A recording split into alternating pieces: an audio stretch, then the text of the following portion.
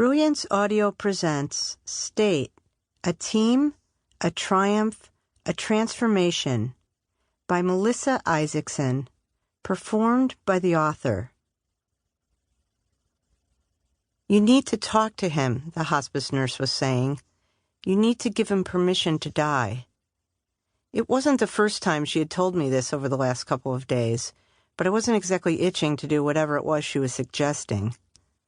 Sometimes, for reasons that are unclear, people in their last days hold on to life against all reason, she explained. You need to tell him it's okay to go.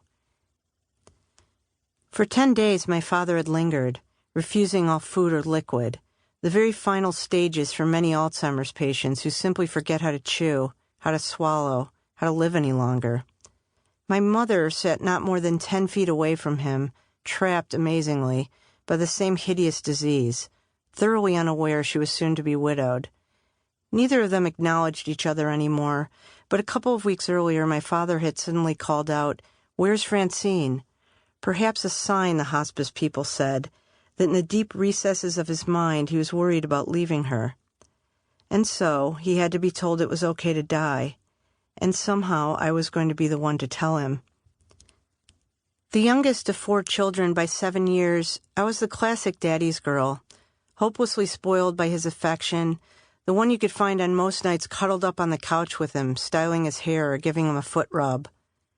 How do we know he can even hear us, I asked. Like my mother, he had been on a steady decline with Alzheimer's for more than 2 decades, but for the last week or so, he had sat in a rented hospital recliner with his eyes half open and his head buried in his chest. No obvious signs that anything at all was getting through. Even if it's not in his head, but in his soul, he will hear you, the nurse promised. We can leave the room if you want. I glanced around, looking for a possible escape route, but all I saw was our den, as we called it growing up. There was the same couch, though twice reupholstered from the gaudy orange vinyl some hippie decorator thought was a good idea in 1970, where my father let me run wet combs through his hair in rousing games of beauty shop. It was now where we situated my mom, a place she had probably never sat for more than 2 minutes my entire childhood.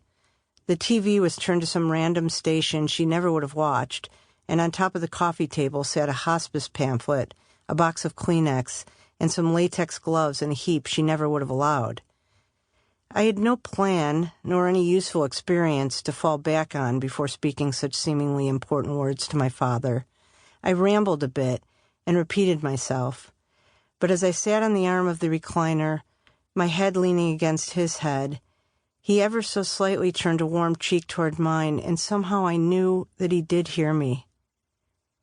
"I'm going to miss you, Dad," I whispered in his ear. "I'm going to miss someone worrying about me the way you always have, and loving me the way only you could. But I promise we'll be okay. I promise we'll never forget you. Every time I look into my children's blue eyes, I will be reminded of you." "We love you, Dad, and it's okay. You did your job. You did a fantastic job. You can rest now. I promise we'll take care of Mom for you." I got up shakily and looked over at my mother, suddenly realizing I had barely spoken to her over the past year. Sure, we visited, and I would hold her hand and tell her I loved her. Then I'd say goodbye. Hello. I love you. Goodbye. Ever since she had stopped speaking, I had as well. And so I talked to her, too. I told Dad, I said, holding her hand. I don't know if he heard me. You know he was never a great listener. But I told him we'll all be okay.